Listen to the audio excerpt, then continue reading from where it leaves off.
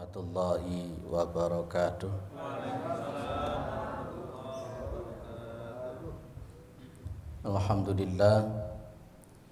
Alhamdulillahilladzi arsala rasulahu bil huda wa dinil haqq liyudhhirahu 'ala ad-dini kullih wa kafa billahi syahida. Asyhadu an la ilaha illallah wa asyhadu anna Muhammadan abduhu wa rasuluhu la nabiyya ba'dah. Allahumma shalli ala Muhammad wa ala alihi wa sahbihi wa man tabi'ahum bi ihsanin ila yaumiddin, amma ba'du. Kita bersyukur kepada Allah atas segala nikmat yang diberikan oleh Allah kepada kita semua, terutama sampai pada pagi hari ini kita masih diberikan kekuatan iman dan Islam. Kita masih diberikan kesehatan serta kesempatan sehingga kita masih bisa melaksanakan kewajiban kita untuk thalabul ilmi sekaligus bersilaturahim, yang mudah-mudahan kesempatan semacam ini senantiasa diberikan oleh Allah kepada kita semua sampai nanti kita menghadap kepada Allah yang tentunya dalam posisi husnul khatimah. Salawat salam tetap terlimpahkan kepada Rasulullah Muhammad sallallahu alaihi wasallam sebagai khatamil anbiya wal mursalin, penutup para nabi dan rasul, yang tidak ada nabi lagi sesudah Nabi Muhammad sallallahu alaihi wasallam. Baik, sebelumnya kita sudah membahas tentang jurej dan sudah kita ambil faedah tentang bagaimana seharusnya kita sebagai seorang anak untuk bisa menghormati, berbakti kepada orang tua dan kedudukannya ibu itu seperti apa. Pada kali ini kita akan masuk di kisah yang baru. Kisah yang baru ini cukup menarik. Hadis ini diriwayatkan oleh Imam Al-Bukhari.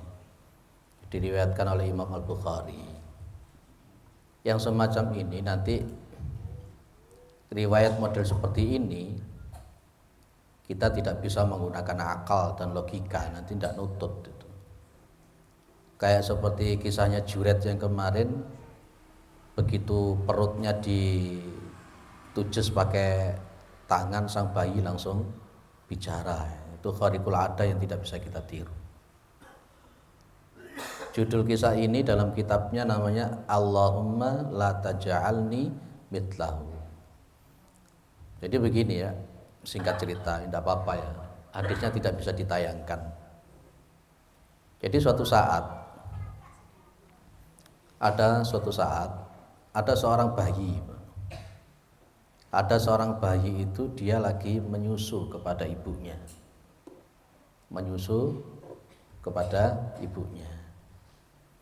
Pas lagi enak-enak menyusu kepada ibunya itu, famarra rajulun raqibun ala dabatin farihatin wa syaratin hasanatin. Tiba-tiba itu ada seorang laki-laki, Pak. Seorang laki-laki yang lagi naik kendaraan, yang kendaraannya itu wis wapi tenan, wis mewah. Kalau zaman sekarang apa kira-kira? Ferrari, Lamborghini. Wa syaratin hasanatin. Di dalam gharibul hadis, wa syaratin hasanatin itu mempunyai makna hayatin wa mandorin wa malbasin hasanin. Itu keadaan, terlihat, bajunya juga bagus. Wis pokoknya wapi tenanan wis. Ya sak montore, sak kendaraane, sak bajunya bagus. Dan semua orang yang memandang dia itu jadi senang. Pas ketika melihat ada seorang laki-laki yang model ngono kuwi tadi, ibunya berdoa, faqalat ummuhu Allahumma ja'al ibni mithla hadza wahai Allah, jadikan anak saya itu seperti orang ini. Jadikan anak saya itu seperti orang ini. Ibni itu berarti anak laki-laki. Jadikan anak saya itu seperti orang ini. Laka qadarullah, sang anak laki-laki yang lagi menyusu ibunya tadi itu fataroka atatiya. Fataroka atatiya. Satyun itu mohon maaf putingnya ibu. Lah, sang bayi yang disusui tadi tiba-tiba nyepot mohon maaf anunya ibunya itu tadi. Dan kemudian bayi ini melihat kepada laki-laki tadi. Dan melihat kepada laki-laki itu, malah kemudian sang bayi ngomong, berdoa, Allahumma la taj'alni mitlahu. Wahai Allah, jangan jadikan saya seperti dia. Masuk logika enggak? Jenengan kalau pakai logika enggak matuk, ono bayi kok langsung ndonga ngono kuwi lho.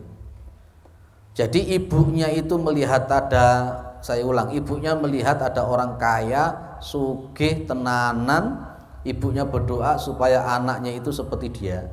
Anak ini langsung melepas putingnya ibunya, melihat dan langsung berdoa, jangan saya dijadikan seperti itu. Wes. Akhirnya setelah dia berdoa semacam itu, summa aqbala ala sadyihi faja'ala yartadiu. Kemudian dia nyusul lagi. Wah, luar biasa nih. Jangan dibayang bapak-bapak ya. Kemudian berjalan lagi. Ada orang berjalan wa marru bijariyatin wa hum yadribunaha wa yaquluna zanaiti saraqati. Kemudian ada suatu kaum, dia jalan, mereka membawa seorang jariyah, seorang perempuan, budak perempuan. Mereka ini yadribunaha, ngepui, mukuli sang wanita tadi itu, sambil mereka mengatakan zanaiti, kamu itu telah zina, kamu itu telah mencuri. Sang wanita yang dipukuli sampai seperti itu, dia hanya bilang hasbiyallahu wa ni'mal wakil. Cuman bilang itu saja dia.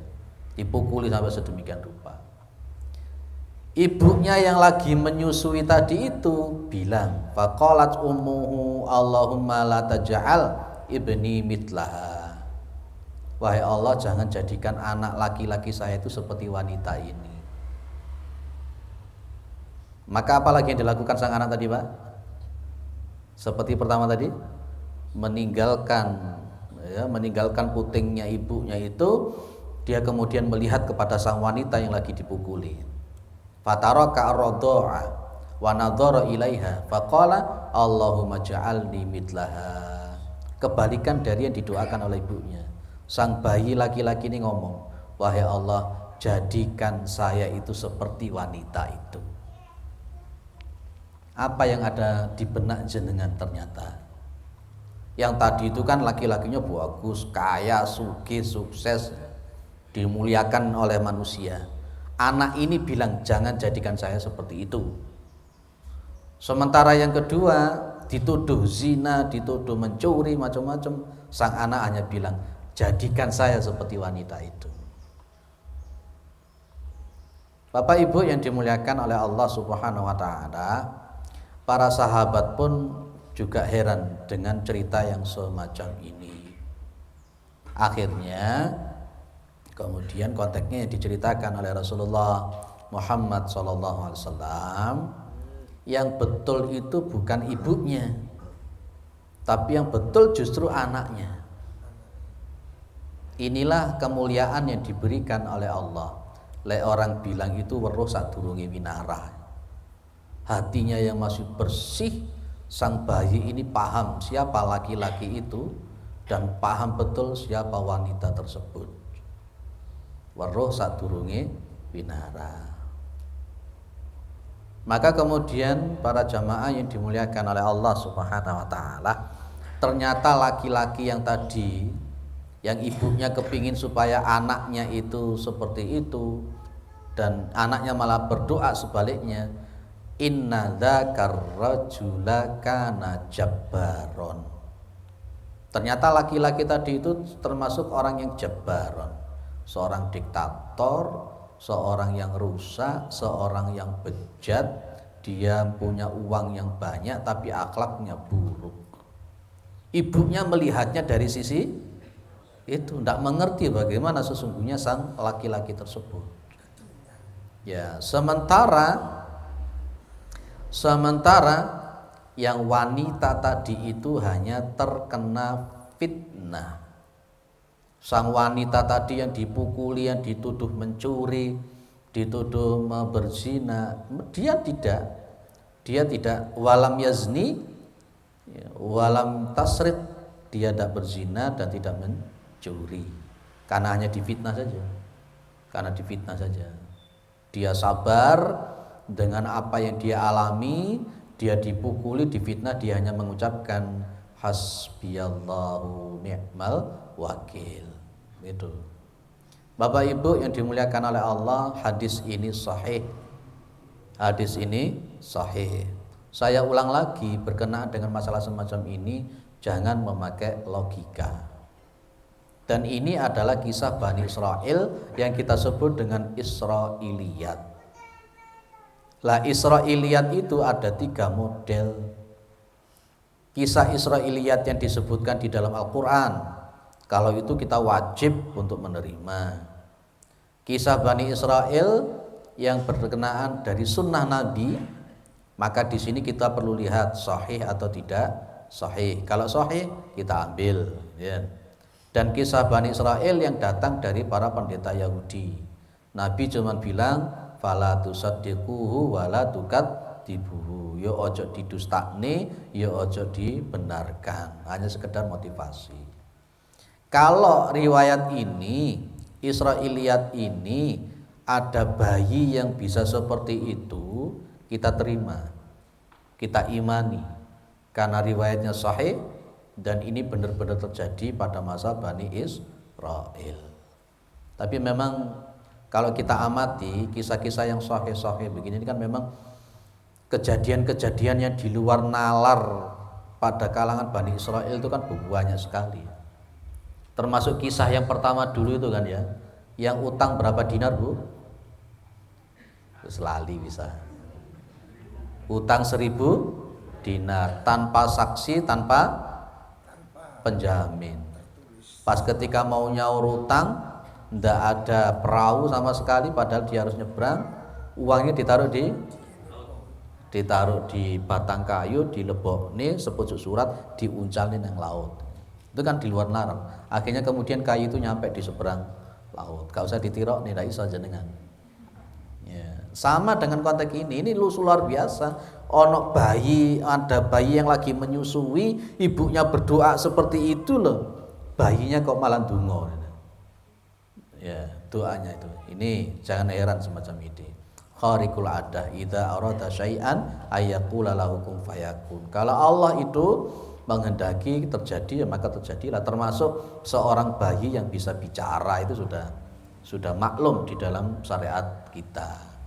Dan ini bukan sihir, bukan, tetapi sebagai bentuk tanda kemuliaan Allah. Ada yang menyebut kalau memang itu karomah karena dia dimiliki oleh seorang yang bukan nabi dan rasul.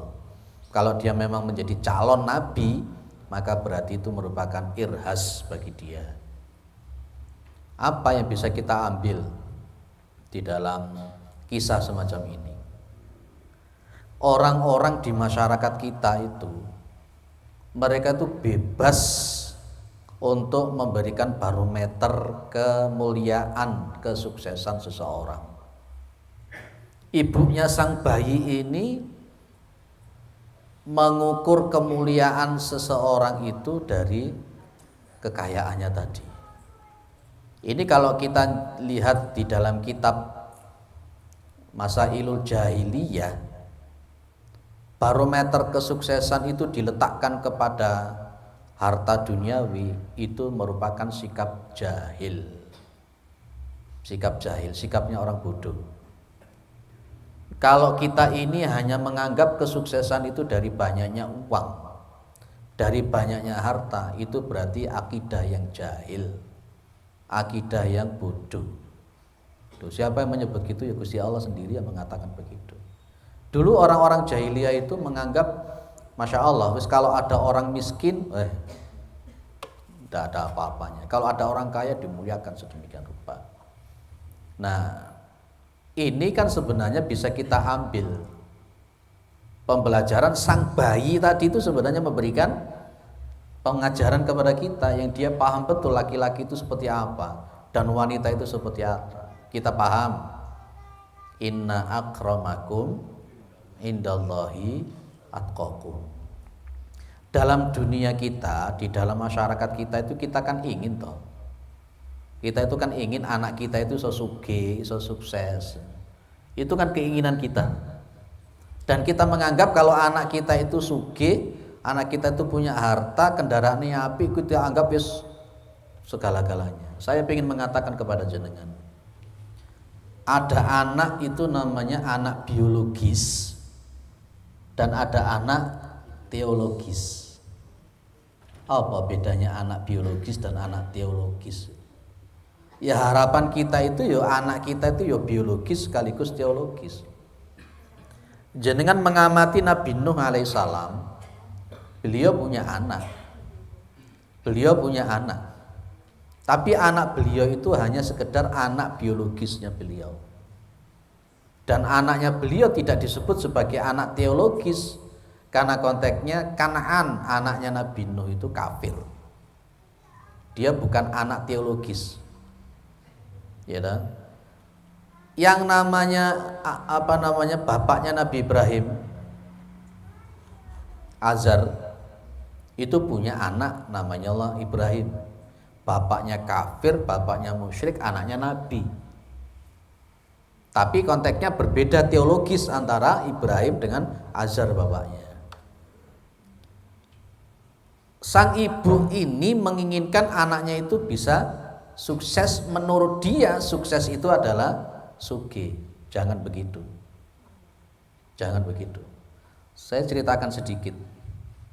Suatu saat ada ibu-ibu yang lagi sakit di rumah sakit. Wis loro tenanan wis. Ora ketok-ketokan. Loro tenanan. Anaknya itu tidak pernah berkunjung. Sang ibu hanya ditinggali duit. Ya duitnya gak tanggung-tanggung, sak koper dikekno. Isine ya abang-abang kabeh. Dan ini kisah nyata betul. Nah, ketika ibunya sampai parah tidak pernah berkunjung. Dan sampai kemudian sang ibu itu sakaratul maut, ditelepon sama susternya, dia cuma bilang, ketika ditelepon itu ibumu lagi sakaratul maut, tolong ditalqin. Sang anak hanya mengatakan, sudah suster saja yang mentalqin ibu saya. Ini kisah nyata yang begitu memberikan inspirasi kepada kita.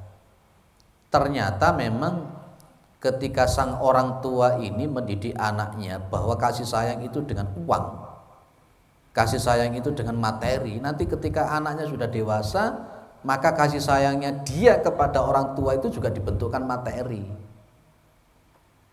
Akhirnya sampai ibunya meninggal ya ora diramut dengan baik, karena dia mengatakan, aku biyen diramut karo ibuku ya duit iku sing teko, gak tahu dikeloni, gak tahu dididik, gak tahu yang datang cuma uang. Akhirnya nanti terbalik pas begitu anaknya sukses, karena memang orang tua menyebut bahwa sukses itu uang itu, anaknya pun akan berbalik arah.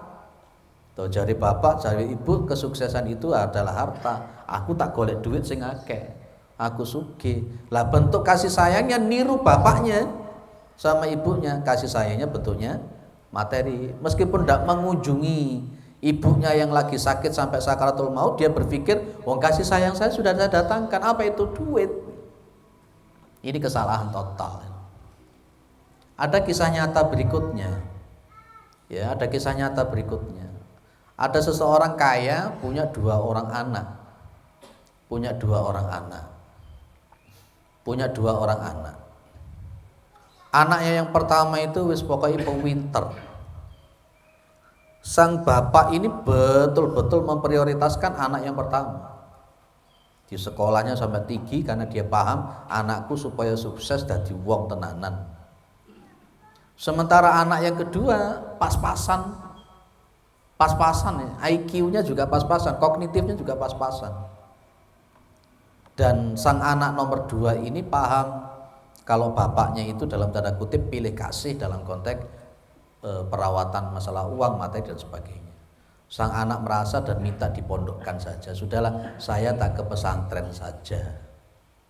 Jadi ke pesantren kan karena memang pikirnya bapaknya, wong anak ini gak pinter, gak cerdas, cerdasan masih.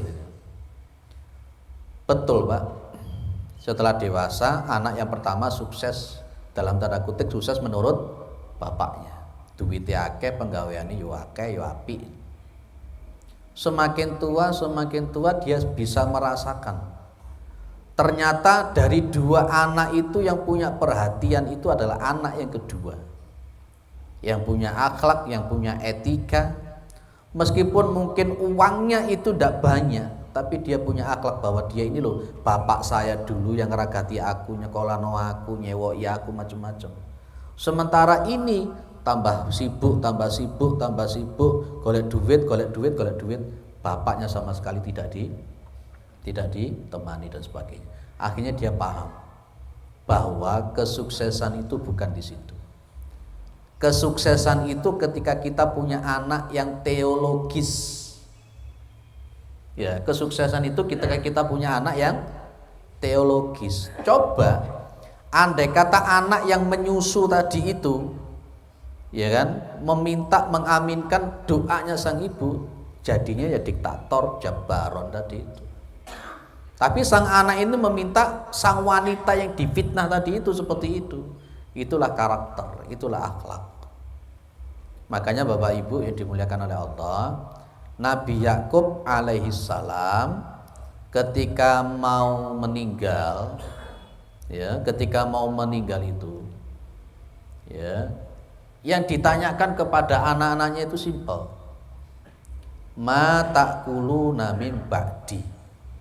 Apa yang akan kalian, bukan ma ta'kuluna, ma ta'buduna min ba'di. Itu loh yang diawali dengan amkum tum syuhada ait hadara yaqubal maut id qala li banihi ma ta'buduna min ba'di.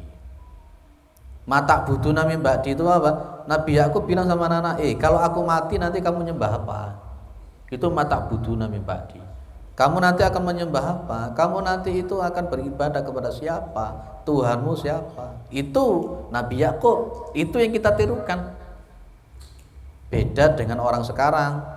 Kalau orang sekarang itu mengatakannya bukan ma ta'buduna min ba'di, tapi orang sekarang mengatakannya itu ma ta'kuluna min ba'di. Apa yang akan kalian makan kalau aku ini mati? Gaya hedonisme. Karena sudah terkontaminasi bahwa sukses itu berarti duwe motor, duwe omah, sugih, di penggawean. Bukan itu kesuksesan menurut Allah Subhanahu wa taala. Ya, kita punya anak yang biologis sekaligus teologis, itu yang kita harapkan. Ya syukur-syukur secara ekonomi kuat dan secara agama juga kuat. Kayak seperti Abu Bakar As-Siddiq, iman yang begitu kuat dan juga punya ekonomi kuat. Seperti Abdurrahman bin Auf, seperti juga Utsman bin Affan dan lain-lain. Nah, jadi ikhtilalul ma'ayiri indan nas. Memang manusia itu ya punya kebebasan untuk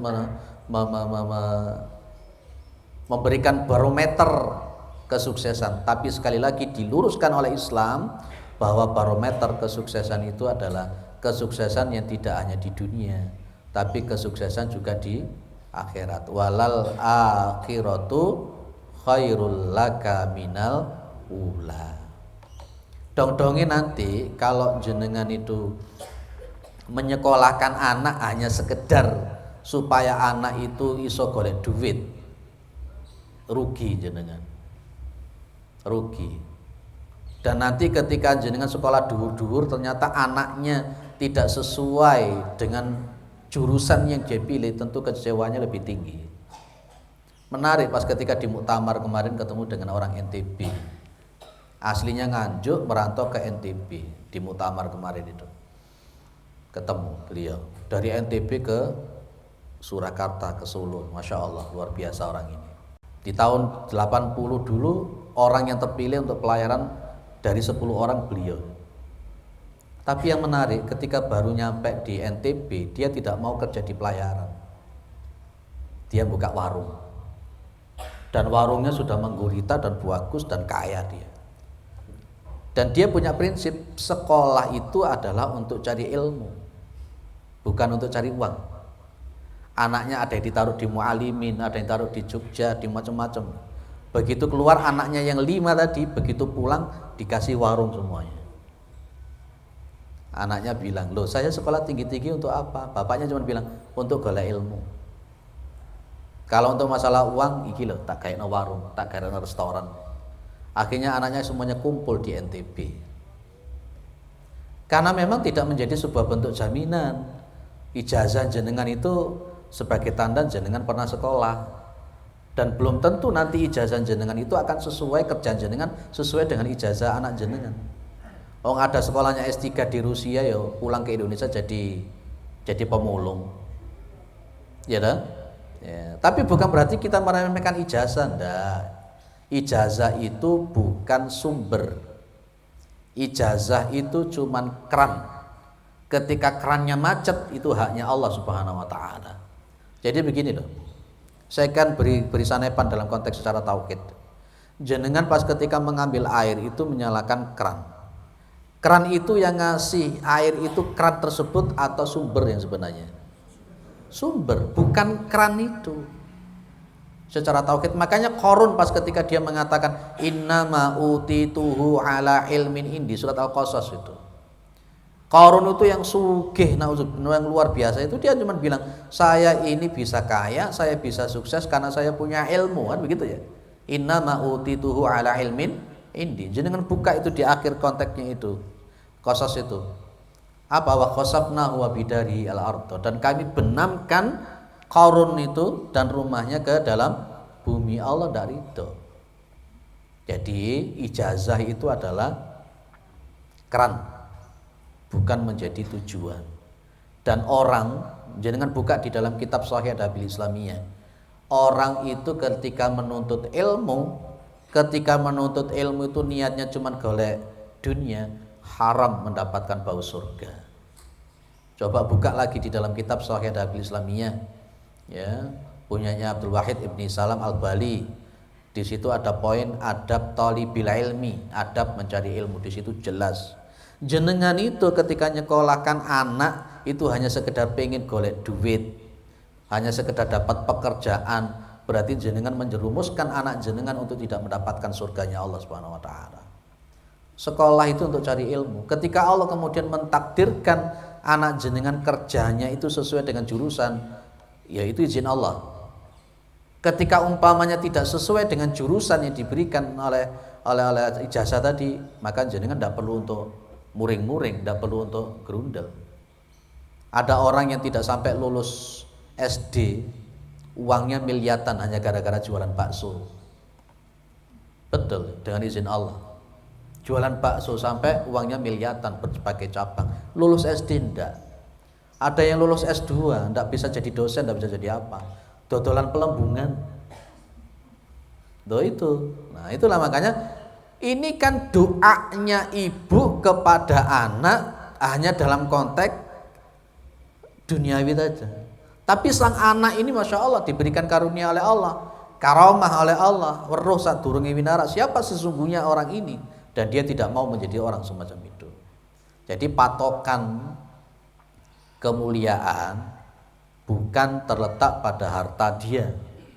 Patokan kemuliaan bukan terletak kepada uang yang dia miliki atau pangkat yang dia miliki. Allah sudah menetapkan inna akramakum indallahi atqakum. Sesungguhnya orang yang paling mulia di sisi Allah Subhanahu wa taala itu adalah orang yang paling bertakwa. Orang yang paling bertakwa itu bukan hanya sekedar rajin ke masjid saja, belum tentu kan ya. Jangan lihat umpamanya Al-Baqarah 177 umpamanya, itu kan orang yang bertakwa itu kan ya hablum minallah dan hablum minannasnya kena itu. Laisal birra an tuwallu qibalal masyriqi wal maghrib walakinnal birra man amana billahi, sampai bawah itu. Itu ada hablum minallah, ada hablum minannas. Itulah ketakwaannya sesungguhnya. Ketakwaannya sesungguhnya. Punya anak itu doakan yang bertakwa, bukan yang sugih. Loh, kok bisa begitu, Pak? Apa alasannya? Kalau anak jenengan bertakwa, jangan khawatir. Ayatnya bunyinya apa? Wa may yattaqillaha faj'al lahu makhrajan wa yarzuqhu min haitsu la yahtasib. Barang siapa yang bertakwa kepada Allah, maka Allah itu akan menjadikan jalan keluar dari setiap kesulitan-kesulitan. Wa yarzuqhu min haitsu la yahtasib. Maka dia, Allah itu akan memberikan rezeki dari arah yang tidak disangka-sangka.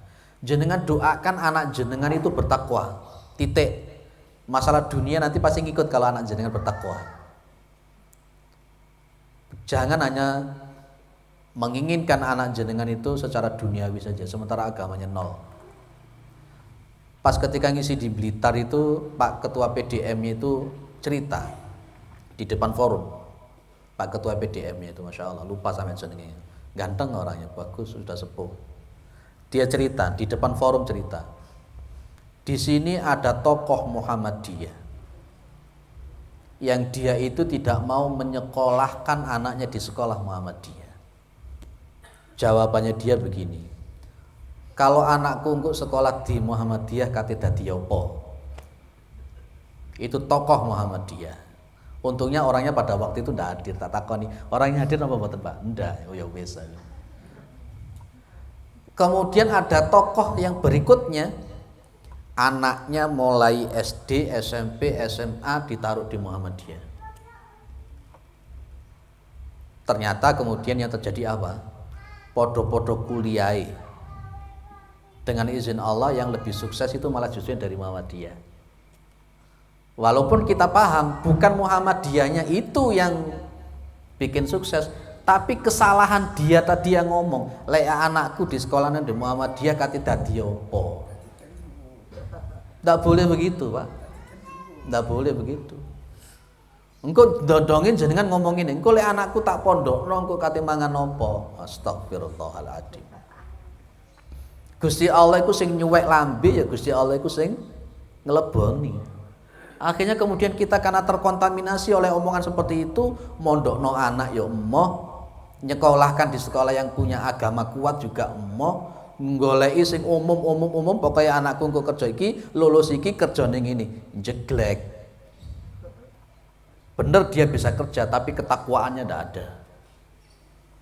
Kalau saya dulu bolak-balik mengatakan kepada jenengan, lek jenengan nandur pari, fa insyaallah sukete tokol. Tapi kalau jenengan itu nandurnya suket, pari tidak akan tokol.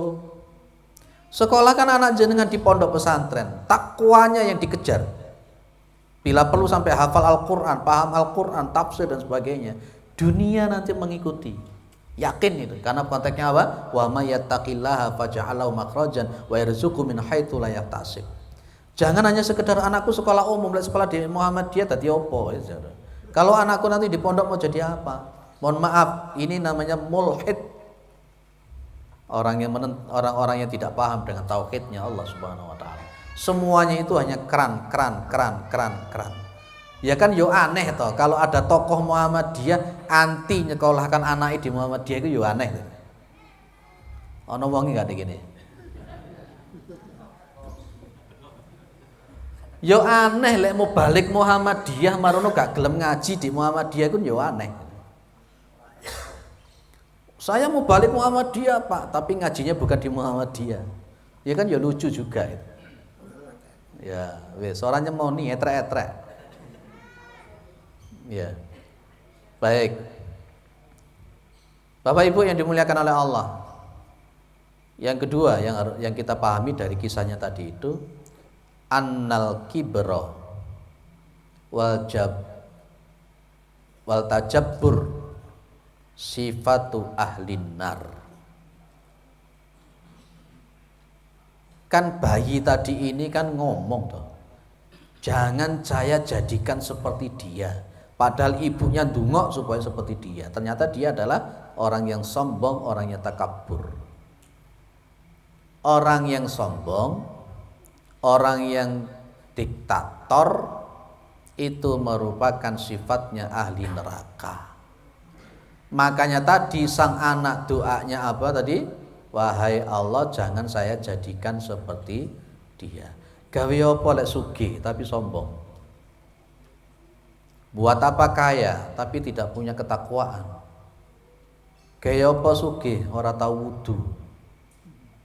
Jenengan pengen seperti itu kah anaknya? Tadi sudah cerita, sudah saya beritahukan. Anaknya sugih tapi nggak duwe etika sama orang tua. Anaknya kaya tapi tidak punya ketakwaan. Akhirnya sing rugi ya wong tuane dhewe. Hadis yang jelas, nanti juga buka jenengan kitab Shahih Adabil Islamiyah di bab Al-Adabu Ma'al Walidain. Di situ Rasulullah pernah bersabda begini kan, idza mata al-insanu, atau pakai idza mata ibnu Adam, in qata'a amaluhu illa min salasin. Kalau orang itu sudah mati, maka nanti akan terputus semuanya, Pak. Terputus pedot illa min salasin, kecuali 3. Yang jenengan hafal yang pertama kan shadaqatin jariyatin. Yang kedua wa ilmin yuntafa'u bihi, ilmu yang bermanfaat. Yang ketiga wa waladin sholihin yad'ulah. Jenengan nanti akan melihat riwayat, melihat sebuah riwayat ketika ada orang tua yang diberikan yuksa tajan min nur.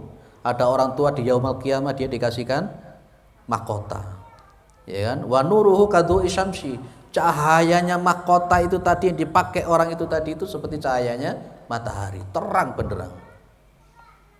Dan dia kemudian wa yuksa hullatain, dan dia diberikan yang namanya jubah dari Masya Allah, kebesaran itu. Orang tua yang diberikan yang namanya mahkota, yang diberikan jubah yang demikian rupa itu, dia tanya, ini dari mana saya kok dikasihkan mahkota semacam ini? Ini dari mana saya diberikan 2 jubah kebesaran semacam ini? Apa kata Allah? Bi akhdi waladikuma al-Qur'an. Bi akhdi waladikuma al-Qur'an. Itu maksudnya apa? Ini karena anakmu itu yang ahli Al-Qur'an. Pandai baca Al-Qur'an, pandai mengamalkan Al-Qur'an, dia menghafalkan Al-Qur'an. Orang tua yang punya anak model begini nanti di yaumul qiyamah betul-betul dimuliakan. Anak jenengan pas ketika ada, jenengan sudah wafat itu ndak iso dia itu pakai nyanyi-nyanyi, itu ndak iso. Yang dipakai ya dia berdoa kepada Allah. Karakternya dia itu nanti menentukan. Makanya disebut dengan wawaladin sholihin yad'ulah. Para jamaah yang dimuliakan oleh Allah, kesombongan itu memang dulu pernah kita bahas, kesombongan itu bisa terjadi akibat kelebihan-kelebihan yang dimiliki oleh seseorang. Kelebihan apapun yang dimiliki oleh seseorang itu bisa memberikan peluang orang itu untuk melakukan kesombongan. Kepada orang tuanya pun juga sanggup. Nuwun sewu zaman sekarang. Anak zaman sekarang itu seringkali ngelokne wong tuane, oh ibu nduweso, ibu gak paham, bapak ndeso, bapak ndak paham, bapak ndak ngerti apa-apa, itu takaburnya seorang anak kepada orang tua. Nauzubillah min dzalik. Saya punya kisah nyata juga. Wong jenenge arek ya. Biasanya dulu kita pahami kalau orang tua kaya itu anak jadi raja. Tapi kalau anaknya yang kaya raya, orang tuanya jadi pembantu, kan begitu ya. Sang anak jadi manajer, suaminya jadi manajer, jebret. Ditaruh di Batam, serwet. Ditaruh di Batam. Orang tuanya dibawa ke Batam, seret. Ibunya ini. Di sana untuk suruh mencuci, di sana disuruh untuk masak, di sana disuruh untuk ngemong cucunya. Sementara dia dan suaminya kerja 1 bulan dikasih uang 300.000. Sang ibunya akhirnya ya ngomong, aku ning kono iku dikai duit 300.000, kayak babu di kono. Inilah takabur dengan kesuksesan yang semacam itu. Makanya kalau anak itu hanya dididik, ayo sekolah sing pinter, cek pinter golek duit, ayo sekolah sing pinter, cek iso golek penggawean sing apik, mek ngono tok, jenengan nanti yang kena sendiri. Makanya saya sepakat dengan Kanjeng Nabi Muhammad SAW. Muru auladakum bisolati hina balagha 7 sinin wadribuhum hina balagha 10 sinin. Perintahkan anak-anakmu itu sholat ketika usianya 7 tahun.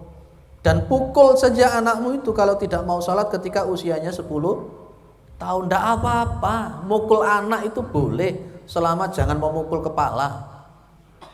Kayak seperti Imam As-Sudais itu nuakal wis, pol nakalnya wis. Wong ibunya masak itu tempat masaknya dikasih pasir. Duablek Imam As-Sudais itu. Sama ibunya ya ditengkurep nih, digawapui, bokongnya digawapui gitu. Itu Imam As-Sudais. Tapi yang menarik ibunya itu sambil memukuli anaknya sambil berdoa, aku ingin kamu jadikan anak saya ini menjadi imam Masjidil Haram. Aku kepingin kamu jadi imam Masjidil Haram. Itu yang diingat-ingat oleh As-Sudais kecil sampai dewasa. Oh, ibuku ngepui aku supaya aku bisa jadi orang soleh menjadi imam Masjidil Haram. Motivasi. Akhirnya dia sekolah sampai S1, S2, S3. Dia menghafalkan Al-Quran dan sebagainya. Lah jenengan gepui anak be ngomong goblok. Ya goblok tenanan anak jenengan. Ya gepui anak sampai ngomong gak selamat, ya gak selamat tenanan. Jangan begitu. Nah, jadi kesombongan apapun itu bisa dilakukan, termasuk anak-anak jenengan yang hanya jenengan didik hanya secara materi. Dan itu sifatnya ahli neraka. Sifatnya ahli neraka. Anak yang disusui tadi itu tidak mau jadi orang semacam itu, tidak mau. Ini luar biasa. Tapi justru orang tuanya yang kepingin anaknya seperti itu. Nah, wis doakan anak-anak kita itu jadi orang yang bertakwa. Engkau kalau dia bertakwa, nanti dunianya akan mengikuti, insyaallah. Kekayaan itu tidak harus berasal dari jurusan yang jenengan pilihkan untuk anak. Ya, jurusan itu hanya sekedar keran, itu saja konteksnya. Tapi tetap rububiyahnya Allah harus tetap kita pegang. Baik, sinfani min ahli nari lam arahu, kata Nabi. 2 golongan dari ahli neraka yang saya tidak pernah melihat sebelumnya. Yang pertama, qaumun ma'ahum siyatun. Suatu kaum yang mereka itu punya siyatun. Siyatun itu kayak semacam cambuk. Ka'na bil baqari. Cambuknya itu seperti buntutnya sapi. Yatribuna bihan nas. Yang dengan cambuk seperti itu dia memukuli manusia. Ini orang model pertama yang dia ini masuk neraka. Siapa orang ini? Itu orang-orang yang sombong, orang-orang yang diktator, yang kemudian dengan kekuasaannya, dengan kesombongannya dia itu menghina orang lain. Yang kedua siapa? Wanisaun kasiyatun ariyatun mumilatun. Ada wanita-wanita yang mereka berpakaian tapi sebenarnya mereka telanjang. Pakai baju tapi telanjang. Mumilatun mailatun. Kalau boleh saya menerjemahkan yang paling gampang itu lenjeh, minggak-minggok, kemayu, wis berpakaian tapi sebenarnya telanjang. Gimana posisinya? Berpakaian tapi kok telanjang. Itu namanya wanita yang memakai baju-baju yang ketat, wanita-wanita yang pakai baju yang menerawang, marus sikapnya kemayu, lenjeh. Itu termasuk wanita yang tidak mendapatkan bau surganya Allah Subhanahu wa taala. Clear ya? Ada yang didiskusikan sebelum saya lanjutkan dulu biar 2 arah. kepinginnya kita kan anak itu ilmunya itu sing ada agamanya gitu loh.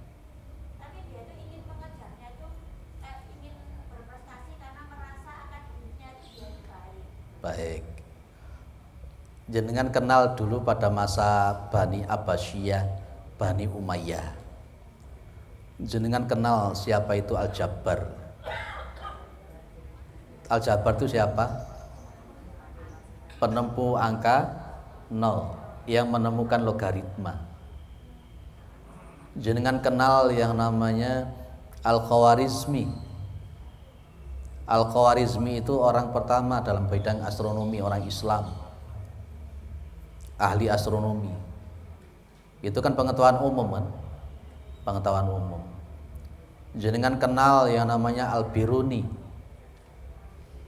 kenal yang namanya Ibnu Rus, kenal yang namanya Ibnu Khaldun. Yang Ibnu Khaldun ini termasuk bapak sosial kan? Ya, dengan mukadimahnya itu. Mereka orang Islam yang di bidang umumnya luar biasa, astronominya, matematikanya dan sebagainya. Tapi mereka itu ilmu agamanya juga luar biasa. Ilmu agamanya juga luar biasa. Maka sebenarnya kita di sini kan tidak perlu untuk mendikotomikan ilmu. Boleh orang itu belajar IPA, belajar hukum, belajar komputer, karena memang konteksnya itu juga sebuah ilmu. Tidak apa-apa anak kita belajar IPA, belajar hukum, belajar apa, tidak apa-apa. Cuman, ada cumannya. Anak-anak kita itu juga harus kita barengi dengan keagamaan, dengan agamanya, pembiasaan perilaku keagamaan. Ya tadi saya sebutkan para ulama-ulama yang ahli di dalam bidang matematika, astronomi dan sebagainya, mereka orang-orang yang pintar agama. Nah, ada kata-kata istilahnya sejak awal anak itu harus didasari dengan tauhid. Nabi Muhammad berdakwah, kemudian para nabi yang lain berdakwah, yang didulukan itu adalah masalah tauhid. Anak itu kalau tauhidnya dikuatin, meskipun dia jadi dokter, dia akan tetap lurus. Kalau anak itu bertauhid, meskipun dia jadi advokatnya juga akan lurus. Intinya di situ. Tidak ada larangan. Malah justru yang namanya Imam Al-Ghazali itu menyebut kayak ilmu terapan semacam seperti itu adalah fardu kifayah. Kalau ada orang Islam, tidak ada satupun orang Islam yang mempelajari ilmu kedokteran, berdosa semua orang Islam. Ya harus ada orang Islam yang dokter, harus ada orang Islam yang ahli matematika, harus ada orang Islam yang ahli mesin dan sebagainya. Kayak Habibie itu pernah bilang, memang otaknya adalah otak Jerman, tapi hatinya adalah Mekah. Apa maksudnya itu? Otaknya otak Jerman, wah luar biasa, tapi hatinya tetap Mekah. Makanya sekarang pondok pesantren kita itu disebut dengan istilah MBS. Dan itu sudah dicanangkan setiap sekolah-sekolah Muhammadiyah sebisa mungkin dia mendirikan MBS. Apa itu? Muhammadiyah Boarding School. Jadi harapannya pimpinan di PP itu setiap sekolahan Muhammadiyah ada MBS-nya, dua-duanya dapat. Anak itu ya sekolah umum sekaligus ya mondok di dalam satu tempat. Itu programnya PP. Programnya PP itu. Seharusnya memang sekolah-sekolah Muhammadiyah seperti itu. Kan di sekolah-sekolah Muhammadiyah tetap belajar IPA, belajar matematika, belajar bahasa Inggris, gitu kan? Belajar bahasa daerah dan sebagainya. Tapi di situ di MBS kan, di boarding kan school. Anak itu tinggal di situ, ya dikasih tahsin, dikasih tahfidz, dikasih imla, dikasih bahasa Arab, dikasih tauhid seperti itu. Itu. Di sini sekolah Muhammadiyah yang sudah punya boarding belum ya? Mungkin baru kalau di Pakis Haji itu boarding ya. Lawang Aisyah untuk perempuan. Kalau di tempat saya laki-laki, tapi untuk SMP saja kelas 1 sampai kelas 3. Kalau di Pakis Haji itu sudah boarding ya? Belum ya? Kalau Munawarah itu mana? Pondok ya. Harapannya begitu. Jadi tidak ada dikotomi ilmu menurut saya. Yo belajar IPA, tauhid ya tetap belajar. Alangkah indahnya hafal Quran tapi matematikanya pinter. Itu mudah-mudahan begitu. Itu sanepan dari saya begitu. Lanjut, ada lagi? Monggo.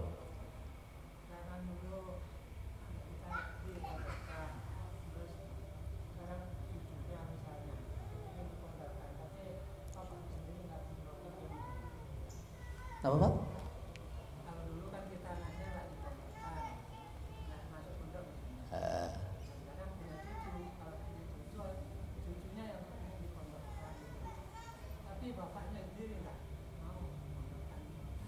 Alasannya kenapa? Karena bapaknya sudah mondok, akhirnya katanya dididik sendiri. Ya monggo-monggo saja kalau memang dia mampu. Bapaknya seperti itu. Memang pendidikan agama kan tidak harus di pondok. Bagaimana yang terpenting? Makanya dulu Nabi Muhammad itu kan kalau diutus ada 3 model, Pak. Yatlu alaihim ayatihi wa yuzakkihim wa yu'allimuhumul kitaba wal hikmah. Ini sebenarnya setiap bapak, setiap ibu itu paham seharusnya 3 ini. Kalau kemarin di Rutaba itu saya bilang ada sistem tilawah, ada sistem tazkiyah, ada sistem taklim. Itu seharusnya sudah terbiasakan di kehidupan keluarga.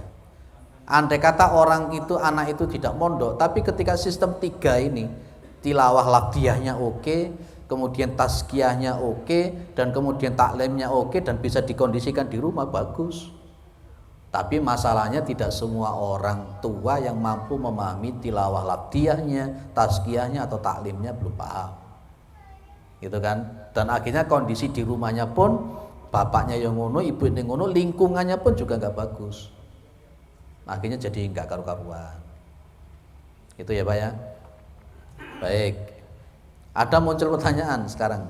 Warga Muhammadiyah, anak-anak Muhammadiyah itu wajib mondok apa enggak? Anak-anak Muhammadiyah itu wajib mondok apa enggak gitu. Kita itu seringkali diolok-olok, Muhammadiyah gak iso ngaji, orang iso maca kitab gundul kan itu ya. Masya Allah. Kita kalah dalam sisi pesantren, kita kalah. Maka PP mencanangkan MBS harus berdiri di mana-mana sekolah itu. Ya, baik. Ada lagi? Kalau tidak ada saya lanjut. Waalaikumsalam warahmatullahi wabarakatuh.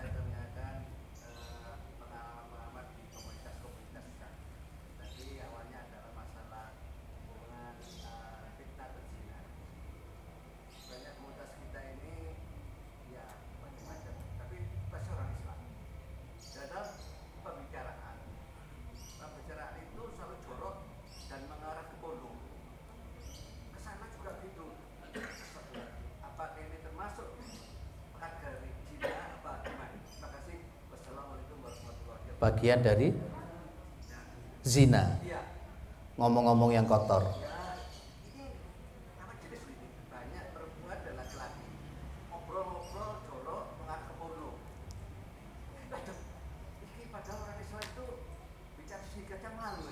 Iya.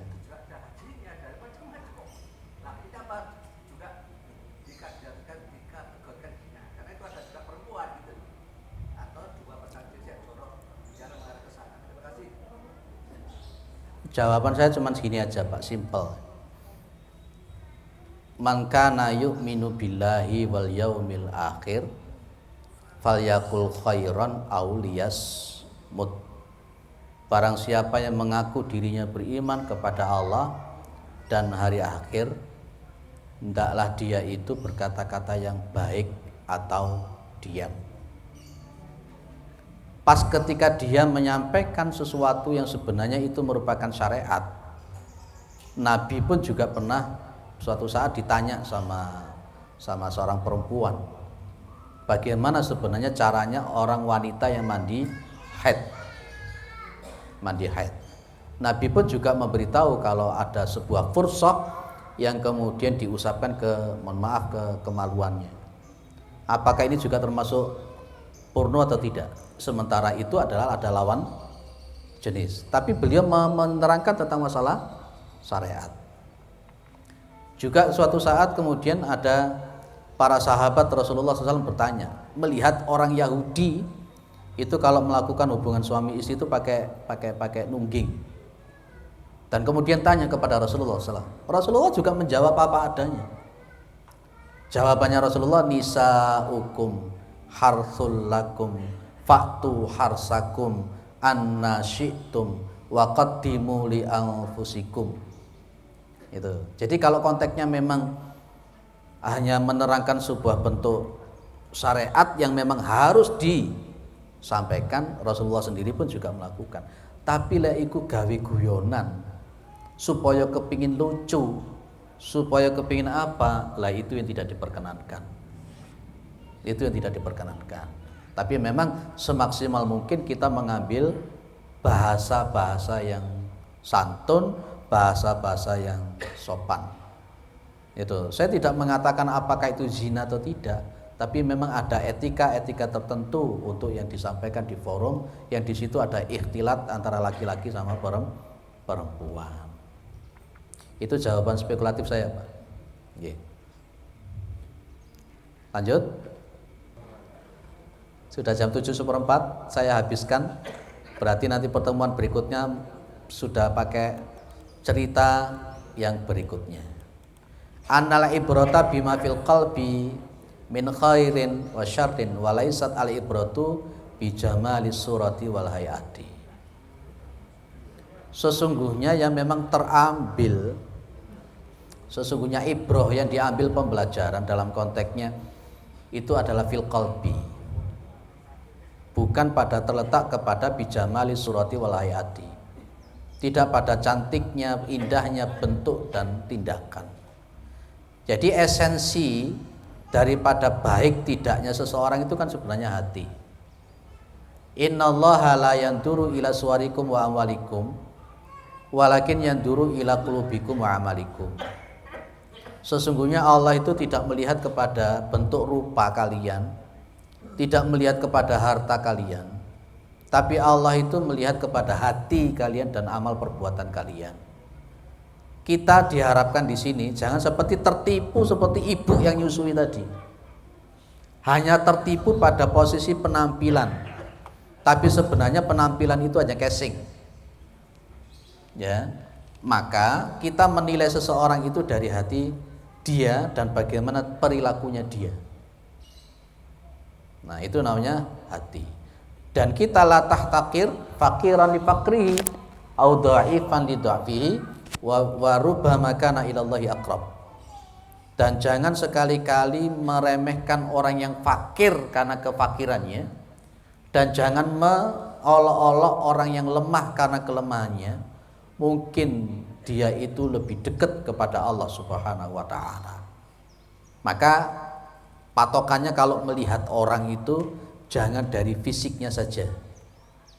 Melihat orang itu jangan melihat dari bentuk rupanya saja, tapi lihatlah tingkah lakunya. Tapi yang terpenting tingkah laku itu adalah hati. Karena banyak orang juga yang seperti buah gedondong itu ya akeh. Buah gedondong itu jabone halus tapi hatine ngurwal-ngurwal. Ini yang diingatkan oleh Rasulullah Muhammad SAW, iyyakum wa khusyu'an nifaq. Takutlah kepada khusyuknya orang-orang munafik. Khusyuknya orang munafik itu bagaimana? Dia akan menampilkan fisik penampilan yang terbaik, tapi sebenarnya wa yushhidullaha ma fi qalbihi wa huwa aladul khisam. Itu. Jadi lihat ayat munafik di dalam surat munafik itu. Wa idza ra'aitahum tu'jibuka ajsamuhum wa iyaqulu tasma' liqaulihim ka'annahum khusyubum musannada. Masya Allah. Kalau kamu itu melihat dia itu, kamu akan heran dengan fisiknya mereka. Kalau mereka bicara, kamu akan mendengarkan ucapan-ucapan mereka. Mereka itu seperti tonggak kayu yang bersandar. Bagus mereka. Tapi Allah katakan apa? Humul adu fahdarhum qatalahumullah. Justru mereka itu adalah musuh kalian. Hati-hati, Allah yang akan membinasakan mereka. Jadi kesimpulan dari kita ngaji kali ini, ketakwaan itu paling penting. Perilaku itu paling penting. Jangan mengukur seseorang hanya dari fisiknya saja. Jangan mengukur seseorang hanya dari kekayaannya saja. Jangan. Tapi bagaimana hatinya, bagaimana akhlaknya. Itulah seharusnya kita. Termasuk mendidik anak pun, dahulukan anak kita menjadi anak yang bertakwa kepada Allah. Perkara dunia, fa insyaallah nanti akan mengikuti. Insya Allah. Mudah-mudahan bermanfaat. Mudah-mudahan kita adalah orang-orang yang husnul khatimah. Mudah-mudahan kita ini adalah orang yang dimasukkan dalam surganya Allah. Dan mudah-mudahan anak-anak kita adalah anak-anak yang saleh dan salehah. Mudah-mudahan keluarga kita adalah keluarga yang sakinah mawaddah warahmah. Mudah-mudahan umur kita adalah umur yang barokah, istiqomah di dalam kebaikan. Dan mudah-mudahan juga negara kita NKRI ini adalah negara yang baldatun thayyibatun wa rabbun ghafur. Subhanakallahumma wa bihamdika asyhadu an la ilaha illa anta astaghfiruka wa atubu ilaik. Assalamualaikum warahmatullahi wabarakatuh.